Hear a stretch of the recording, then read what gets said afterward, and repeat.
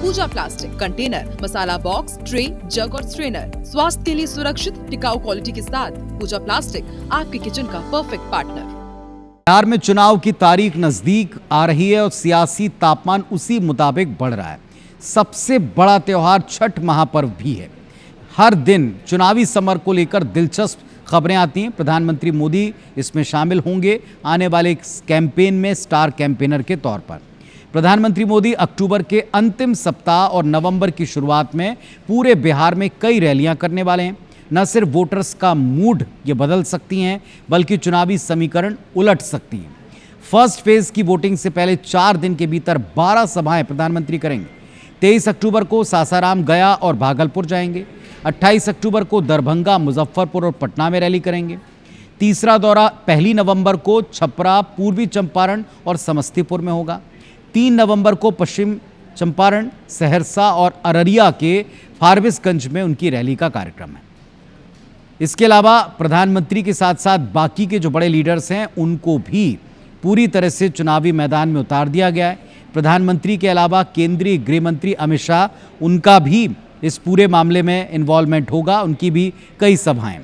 तो प्रधानमंत्री के ऊपर पूरा दारोमदार है। एक स्टार कैंपेनर के नाते बिहार में वे धुआंधार रैलियां करने वाले हैं। उनके खास सिपह सालार केंद्रीय गृह मंत्री अमित शाह एनडीए गठबंधन में खटपट को समेटने में और ठीक करने में जुटे। शाह की सीएम नीतीश के बाद शनिवार को एलजेपी चीफ चिराग पासवान से मुलाकात हुई और थोड़ी देर पहले हमने आपको बताया कि चिराग पासवान और उनके दल के कुछ लोग इस बात से खफा हैं, जो वो चाहते थे हो नहीं सका। एक रिपोर्ट इस पर देख लीजिए।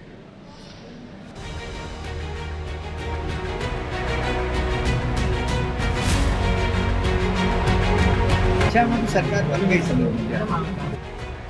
केंद्रीय गृह मंत्री अमित शाह बीते दिनों से बिहार के चुनावी दौरे पर हैं। शाह एक तरफ चुनावी रैलियों के जरिए महागठबंधन पर चुन चुन कर हमले बोल रहे हैं, वहीं एनडीए की साझेदार पार्टियों में तालमेल बिठाने की भी पूरी कोशिश कर रहे हैं। शाह ने शनिवार को एलजेपी नेता चिराग पासवान के साथ बैठक की। चिराग कम सीट दिए जाने को लेकर नाराज बताए जा रहे थे। मुलाकात के जरिए शाह ने एनडीए में ऑल इज वेल का संदेश दिया, तो चिराग भी सीएम पद को लेकर शाह के रुख का समर्थन करते दिखे। हालांकि हम नेता जीतन राम मांझी महागठबंधन में जारी मनमुटाव का हवाला देकर सीएम फेस घोषित करने की मांग पर जोर देते हुए दिखे। जितने विधायक आपके जीत कर आते हैं वो अपना नेता चुनते हैं, तो इसमें कौन सी नई बात गृह मंत्री जी के द्वारा कही गई? मुख्यमंत्री नीतीश कुमार जी के नेतृत्व में हम लोग चुनाव लड़ रहे हैं, उसके बाद ये प्रक्रिया का हिस्सा है। चुनाव के पहले नेता यानी होने वाले मुख्यमंत्री का भी नाम तय हो जाना चाहिए था। डायलमा नहीं रहना चाहिए। ये डायलमा गठबंधन में है, महागठबंधन में, जिसके चलते देख रहे हैं कि आज तक उन लोगों का लिस्ट फाइनल नहीं हुआ है।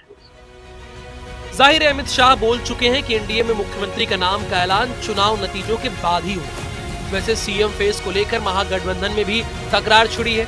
शिवसेना यू बेटी नेता प्रियंका चतुर्वेदी कांग्रेस को नसीहत दी कि जो गलती महाराष्ट्र चुनाव में हुई उसे बिहार में दोहराने से बचा जाए।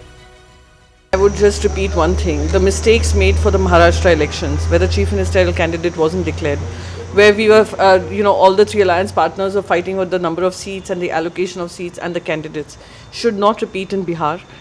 Tejasvi Yadav ji is a very popular candidate. He is almost in a neck-to-neck fight with Nitish Kumar ji and the various other so-called aspirants of the chief ministership. CM face पर जारी घमासान के बीच चिराग पासवान को शनिवार को बड़ा झटका लगा। एलजेपी की मढ़ौरा विधानसभा सीट से प्रत्याशी और भोजपुरी कलाकार सीमा सिंह का नामांकन रद्द हो गया। इस सीट पर एनडीए और महागठबंधन में सीधा मुकाबला की संभावना थी, लेकिन अब आरजेडी और जनसुराज पार्टी में टक्कर होगी। सीमा सिंह भोजपुरी फिल्म जगत की जानी मानी अभिनेत्री हैं और हाल ही में चिराग पासवान की पार्टी से जुड़कर राजनीति में कदम रखा था। खैर, जैसे जैसे चुनाव की तारीख नजदीक आ रही है, दोनों गठबंधन एक दूसरे पर जमकर चुनावी तीर चला रहे हैं। शादी मंदिर में भी होती है, शादी फेरों से भी होती है, शादी अदालत में भी होती है। मंदिर की शादी को क्या अवैध बोलोगे? हर शादी क्या अदालत में होती है? सब कुछ हो चुका है, सिर्फ घोषणा बाकी। महागठबंधन में सिर फुटौल हो रहा है, एक के कैंडिडेट के खिलाफ दूसरा कैंडिडेट लड़ रहा है, इसलिए बंटवारा तो हुआ ही नहीं है। आरजेडी का शुरू से ये स्टैंड रहा कि तेजस्वी यादव को सीएम फेस घोषित किया जाए, लेकिन कांग्रेस इसके लिए तैयार नहीं है। नतीजा ये देखने को मिला कि पहले चरण के नामांकन के अंतिम समय तक ना तो महागठबंधन की संयुक्त प्रेस कॉन्फ्रेंस हुई और ना सीट का बंटवारा हो।